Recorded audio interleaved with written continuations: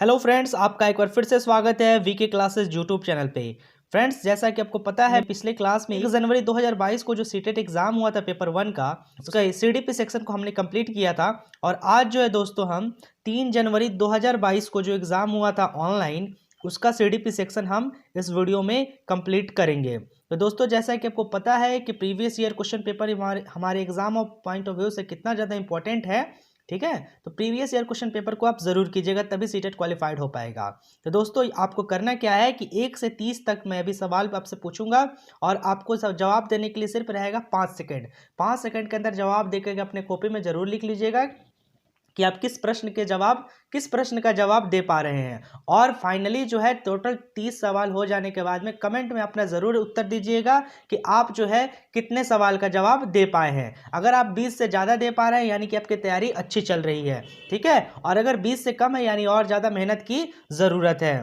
तो दोस्तों, आज का जो हमारा पहला सवाल है वो है समकालीन विचारधाराओं के अनुसार बाल विकास की प्रक्रिया, यानी कि समकालीन विचारधारा यानी कंटेम्प्रेरी पर्सपेक्टिव के हिसाब से जो है बाल विकास की प्रक्रिया क्या है। ऑप्शन है सभी बच्चों के लिए एक समान है और सभी बच्चे एक निश्चित आयु तक आते आते विशिष्ट निर्धारित लक्ष्य अवश्य प्राप्त कर लेते हैं। ऑप्शन नंबर 2 है बहुआयामी है क्योंकि बच्चे विभिन्न प्रकार के संदर्भों में पलते बढ़ते हैं। दोस्तों, आप ध्यान से पढ़िएगा ऑप्शन को। ऑप्शन जो है ऑनलाइन में काफ़ी ज़्यादा बड़ा बड़ा देने लगा है और लैंग्वेज घुमा के पूछने लगा है, इसलिए ध्यान से पढ़ना है सारे ऑप्शन को। ऑप्शन नंबर सी है पूर्वानुमान बिल्कुल नहीं लगाया जा सकता यद्यपि विकास सभी के लिए एक दिशात्मक होता है। ऑप्शन डी है सिर्फ माता पिता से प्राप्त अनुवांशिक गुणों द्वारा ही निर्धारित होती है। तो दोस्तों, इसका जवाब देने के लिए मैं आपको दे रहा हूं 5 सेकंड, जल्दी से उत्तर दीजिए।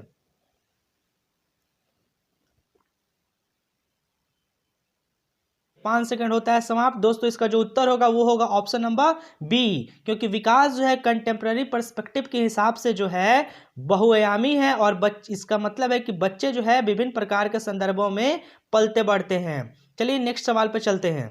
नेक्स्ट क्वेश्चन है विकास का डैश सिद्धांत बताता है कि गामक कौशलों का विकास शरीर के मध्य से आरंभ होकर शरीर के सिरों की ओर बढ़ता है। ऑप्शन है घुमावदार, विशिष्टता, अधोगामी, शीर्षगामी। बताइए, सही जवाब दीजिए, इसका क्या होगा।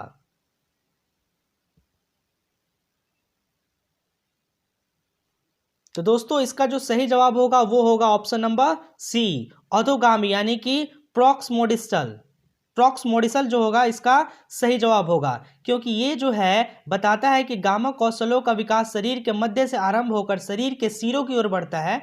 ठीक है, यानी कि फ्रॉम नियर टू डिस्टेंट, इसलिए इसका आंसर जो होगा ऑप्शन नंबर सी होगा। आई होप कि आपने दोनों सवालों का जवाब दे दिया होगा। अब चलते हैं नेक्स्ट सवाल पे, ऑप्शन नंबर 3 पे। विकास के विकास की किस अवस्था में बच्चे कल्पनाशीलता वाले खेल में सक्रिय रूप से भाग लेते हैं। ऑप्शन है शैशवावस्था, प्रारंभिक बाल्यावस्था, मध्य बाल्यावस्था, किशोरावस्था। यानी कि बच्चे जो है कल्पनाशीलता वाले खेल में सक्रिय रूप से किस अवस्था में भाग लेते हैं, आपको जवाब देना है। चलिए जल्दी जवाब दीजिए।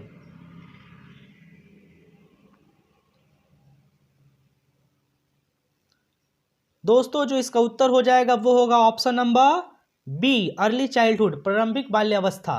ठीक है, जो प्रारंभिक बाल्यावस्था होता है वो 2 से 6 साल का होता है और इसको पूर्व बाल्यावस्था भी कहा जाता है। और उत्तर बाल्यावस्था जो होता है दोस्तों वो होता है 7 से 12 साल के बीच में। ठीक है, चलिए नेक्स्ट सवाल पे चलते हैं।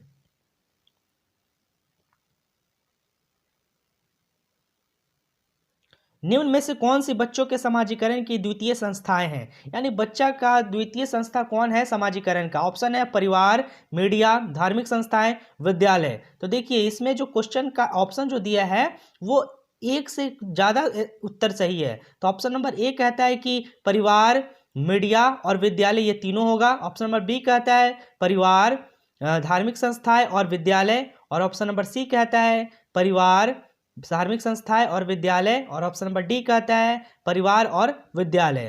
तो चलिए इसका सही जवाब दीजिए। तो दोस्तों, अगर इसके उत्तर की बात की जाए तो ये चारों जो है वो बच्चे के समाजीकरण की द्वितीय संस्थाएं हैं, इसलिए जो है इसका उत्तर कोई एक नहीं हो सकता है। ना ही इसका ऑप्शन नंबर ए सही है, ना ही ऑप्शन नंबर सी सही है, ना ही बी, ना ही डी, क्योंकि ये चारों जो है समाजीकरण की द्वितीय संस्था है। ठीक है, चलिए चलते हैं हम नेक्स्ट सवाल पे।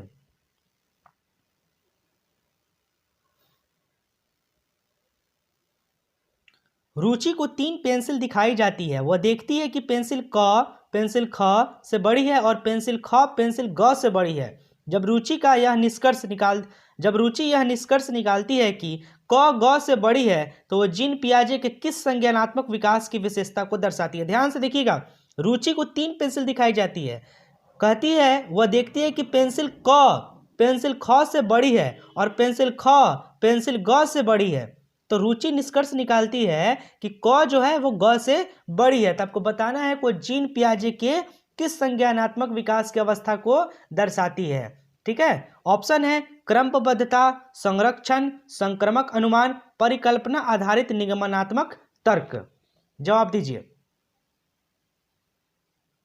दोस्तों। इसका सही जवाब हो जाएगा option number C, transitive thought यानी सकर्मक अनुमान।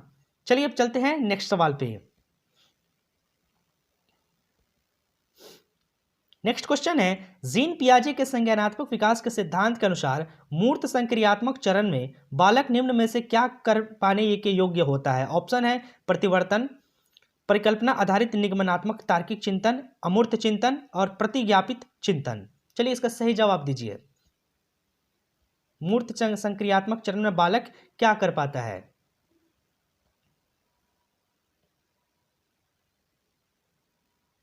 तो दोस्तों इसका सही जवाब होगा ऑप्शन नंबर ए। मूर्त संक्रियात्मक अवस्था जो है दोस्तों वो है 7 से 11 साल जीन पियाजे के अनुसार। और इस समय जो है बच्चा जो होता है वो बहुत सारे आयामों के बारे लेकर के यानी बहुत सारे अलग अलग चीज़ों के बारे में जो है वो सोचने विचारने में समर्थ हो जाता है। इसलिए इसका सही जवाब होगा option number A. Next question पे चलते हैं। निम्नलिखित में से कौन सा चरण लॉरेंस कोहलबर्ग द्वारा दिए गए नैतिक विकास के सिद्धांत में शामिल नहीं है। आपको बताना है कि कौन सा चरण है जो कोहलबर्ग ने नहीं दिया था। पहला है पारंपरिक चरण, दूसरा है अपारंपरिक चरण, तीसरा है उत्तर पारंपरिक चरण, चौथा है पूर्व पारंपरिक चरण। तो दोस्तों इसका जो सही जवाब होगा वो होगा, बताइए आप, ऑप्शन नंबर बी, अपारंपरिक चरण यानी कि अनकन्वेंशनल स्टेज। दोस्तों जो लॉरेंस कोहलबर्ग थे इन्होंने नैतिकता के 3 स्तर बताए थे, पूर्व परंपरागत स्तर, परंपरागत स्तर और उत्तर परंपरागत स्तर। ये अपारंपरिक चरण इन्होंने नहीं दिया था, इसलिए इसका ऑप्शन होगा, इसलिए इसका सही जवाब होगा option number B. Next question पे चलते हैं।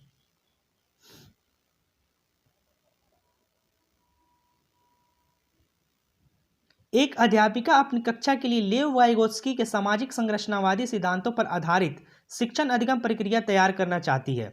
उसे निम्न में से किसके प्रयोग से बचना चाहिए। चलिए, शिक्षिका जो है वो अपने लेव वाइगोत्स्की के अनुसार सामाजिक संरचनावादी सिद्धांत पे कोई शिक्षण अधिगम प्रक्रिया तैयार करना चाहती है, तो किससे बचना चाहिए। चलिए आप बताते हैं, ऑप्शन है तो देखते हैं ऑप्शन क्या क्या दिया है। सामाजिक संदर्भों पर आधारित शिक्षण अधिगम की अभिकल्पना करना, विद्यार्थियों के अधिगम प्रयासों का गहन अवलोकन करना, अधिगम के आकलन के लिए मानकीकृत परीक्षाओं का इस्तेमाल और आवश्यकता के अनुसार पाठ का प्रयोग। तो दोस्तों इसका जो सही जवाब होगा वो आप बताइए फटाफट से। तो इसका जो सही जवाब होगा वो होगा ऑप्शन नंबर सी, अधिगम के आकलन के लिए मानकीकृत परीक्षाओं का इस्तेमाल। नेक्स्ट क्वेश्चन पे चलते हैं।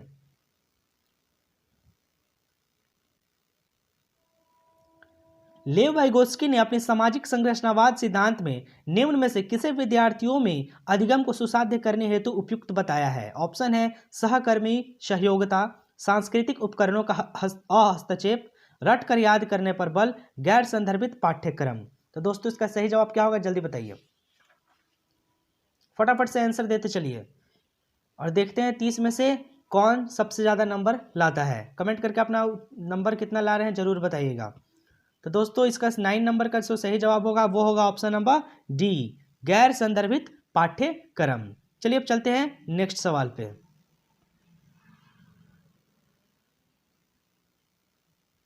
नेक्स्ट है, किसी प्रगतिवादी कक्षा के बारे में एक अध्यापिका का क्या विश्वास होना चाहिए। ऑप्शन है हमेशा कठोर नियंत्रण में रहे और सिर्फ अध्यापक को निर्देश देना चाहिए, अधिगम केवल कक्षा में ही होता है, नहीं बिल्कुल नहीं, कक्षा में विद्यार्थी अपने साथ विविध प्रकार के समृद्ध अनुभव लाते हैं, हाँ लाते हैं। नेक्स्ट है, विद्यार्थी केवल ड्रिल और अभ्यास के माध्यम से सबसे अधिक सार्थकता से सीखते हैं। तो दोस्तों इसका सही जवाब दीजिए। सही जवाब दीजिए क्या होगा। प्रगतिवादी कक्षा का क्या अधिकार के बारे में अध्यापिका का क्या विश्वास होना चाहिए। मेरे ख्याल से और आयोग के ख्याल से भी ऑप्शन नंबर सी ही सही होगा। कक्षा में विद्यार्थी जो होते हैं अपने साथ विविध प्रकार के समृद्ध अनुभव लेकर के आते हैं। नेक्स्ट क्वेश्चन पे चलते हैं।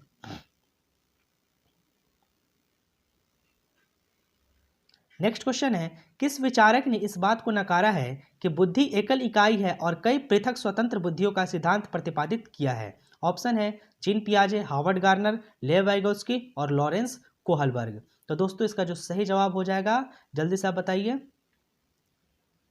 आपका समय खत्म होता है, मैं बताता हूँ। ऑप्शन नंबर बी इसका सही जवाब होगा, हार्वर्ड गार्नर। ठीक है, इन्होंने जो है बहुविमात्मक प्रज्ञा एवं बहुबुद्धि का सिद्धांत जो है 1983 में प्रतिपादित किया था। नेक्स्ट क्वेश्चन पे चलते हैं। खिलौनों के रूप में गुड़िया मिलने पर रोहन की प्रतिक्रिया थी, मुझे यह खिलौना पसंद नहीं है क्योंकि लड़कियां गुड़िया से नहीं खेलते। यह किसका उदाहरण है। तो ऑप्शन है जेंडर प्रासंगिकता, जेंडर भेदभाव, जेंडर रूढ़िवादिता, जेंडर स्थिरता। फटाफट जवाब दीजिए। तो दोस्तों इसका सही जवाब है option number C, gender stereotype यानी जेंडर रूढ़िवादिता। ठीक है, नेक्स्ट क्वेश्चन पे चलते हैं।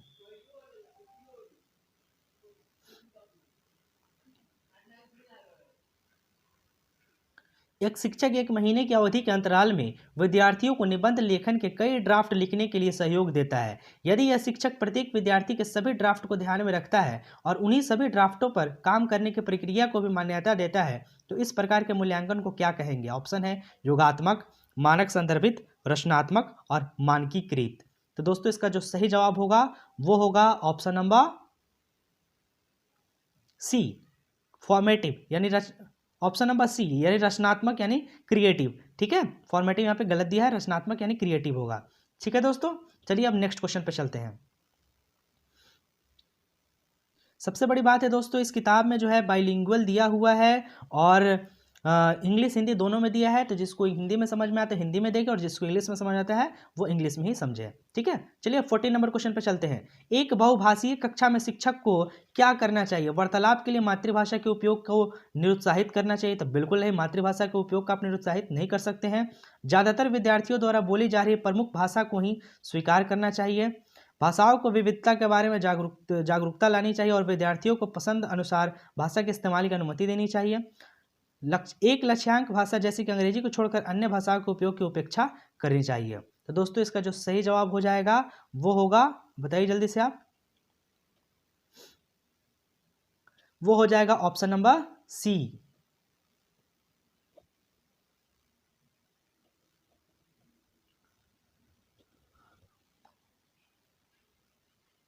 वो हो जाएगा ऑप्शन नंबर सी।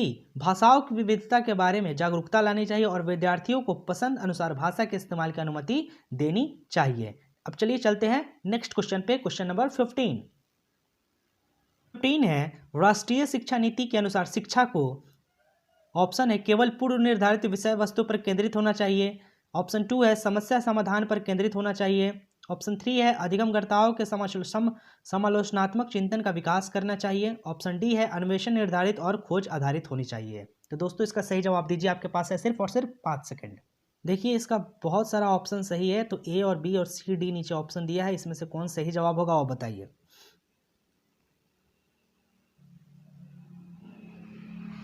राष्ट्रीय शिक्षा नीति 2020 के अनुसार क्या होना चाहिए। तो दोस्तों इसका जो सही जवाब होगा, तो दोस्तों इसका जो मेरे ख्याल से लग रहा है कि कोई भी आंसर सही नहीं होगा इस ऑप्शन के अनुसार से, क्योंकि नई शिक्षा नीति के अनुसार में ये ऑप्शन नंबर 1 को छोड़ करके जो option number 2, option number 3, option number 4 ये तीनों सही है। ठीक है, तो इसका आंसर होगा 2, 3, 4। तो 2, 3, 4 किसी ऑप्शन में नहीं दिया है, इसलिए इसका कोई भी ऑप्शन सही नहीं होगा, क्योंकि एनईपी के अनुसार जो है समस्या समाधान पर केंद्रित होनी चाहिए नई शिक्षा नीति, और अधिगमकर्ताओं को समालोचनात्मक चिंतन का विकास करना चाहिए।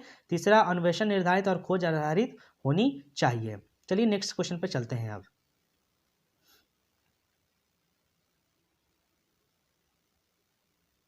नेक्स्ट क्वेश्चन है, पाठ्यक्रम को जल्दी पूरा करने के लिए एक शिक्षिका हमेशा अपने पसंद के ही कुछ बच्चों से उत्तर पूछ लेती है। शिक्षिका द्वारा किया गया यह कार्य क्या है।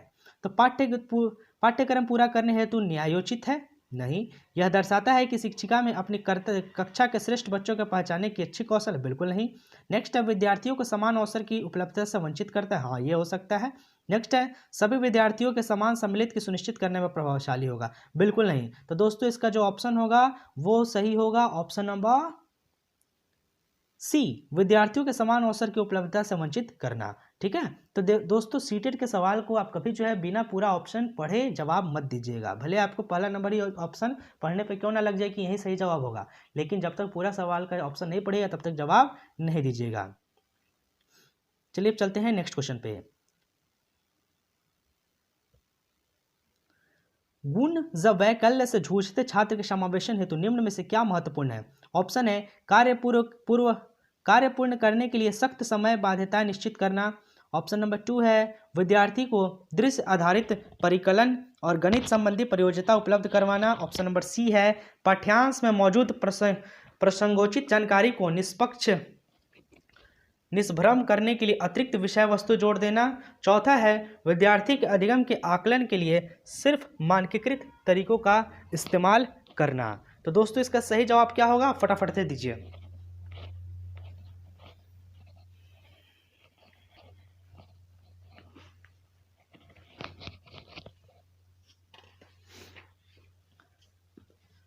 फ्रेंड्स इसका सही जवाब होगा ऑप्शन नंबर बी, विद्यार्थी को दृश्य आधारित परिकल्पना और गणित संबंधी प्रयोज्यता उपलब्ध करवाना।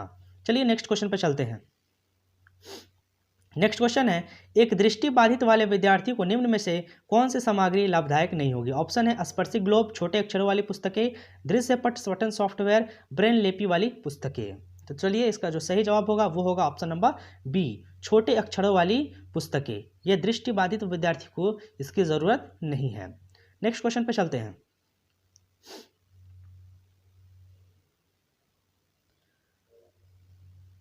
कथन है, भाषा शिक्षण के दौरान एक अध्यापिका को लिखित सामग्री के साथ साथ श्रवण पुस्तकें भी उपलब्ध करवानी चाहिए। तर्क होता है इसका कि प्रस्तुतिकरण के विविध विकल्प विभिन्न अधिगमकर्ताओं को की ज़रूरतें को पूरा कर पाते हैं। ठीक है, तो इसका जो सही विकल्प क्या होगा? ऑप्शन है, ए और आर दोनों सही है और आर ए की सही व्याख्या करता है। ऑप्शन बी है, ए और आर दोनों सही है और आर ए की सही व्याख्या करता है। ऑप्शन सी है, ए सही है लेकिन आर गलत है। ऑप्शन डी है, ए और आर दोनों सही है। तो दोस्तों इसका सही जवाब क्या होगा, फटाफट से दीजिए। तो फ्रेंड्स इसका सही जवाब होगा ऑप्शन नंबर ए, क्योंकि ए और आर दोनों सही है और आर ए की सही व्याख्या करता है। ठीक है, ये एक्सप्लेनेशन है, आप इसको रीड कर लीजिएगा पॉज करके वीडियो को। चलिए अब चलते हैं नेक्स्ट सवाल पे। एक सृजनात्मक बालक में निम्न में से कौन सा गुण मौजूद होगा? पहला, अपसारी चिंतन, अभिसारी चिंतन, अमूर्त चिंतन की योग्यता और नवीन आमुख उत्पादन की योग्यता। तो दोस्तों इसका सही जवाब क्या होगा, फटाफट से दीजिए। ये बहुत सारा हो सकता है सृजनात्मक बालक के गुण, तो आप कौन सा इसका सही जवाब होगा? ऑप्शन नंबर ए या बी या सी या डी। देखिए यहाँ पे 3 उत्तर हो सकता है इसका। तो दोस्तों इसका जो सही जवाब होगा वो होगा ऑप्शन नंबर सी, क्योंकि क्रिएटिव स्टूडेंट का जो गुण होता है वो अपसारी चिंतन भी होता है, ठीक है, और अमूर्त चिंतन की योग्यता भी होता है और नवीन आमुख उत्पादन की योग्यता भी होता है। नेक्स्ट क्वेश्चन पर चलते हैं। ये कथन वाला सवाल है, इसको आप पढ़ लीजिएगा पॉज करके वीडियो को। वीडियो यहाँ पे थोड़ा मैं रोक दे रहा हूँ, आप इसको पॉज करके अच्छे से पढ़ लीजिएगा। इसका एक्सप्लेनेशन भी है, इसको भी आप पढ़ लीजिएगा। ऑप्शन नंबर सीधे 22 पे चलते हैं। क्वेश्चन नंबर सीधे 22 पे चलते हैं हम लोग। क्वेश्चन नंबर 22 कहता है, किसी संप्रदाय को पढ़ाने के लिए एक अध्यापिका विभिन्न उदाहरण प्रस्तुत करती है और उसके बाद विद्यार्थियों को उन उदाहरणों द्वारा एकत्रित जानकारी के आधार पर नियम निर्धारित करने को कहती है। इस क्रिया में अध्यापिका किस अधिगम का इस्तेमाल कर रही है? ऑप्शन है, निगमनात्मक, आज्ञानात्मक और अनुकरणात्मक और प्रतिस्पर्धात्मक। तो दोस्तों इसका सही जवाब दीजिए क्या होगा?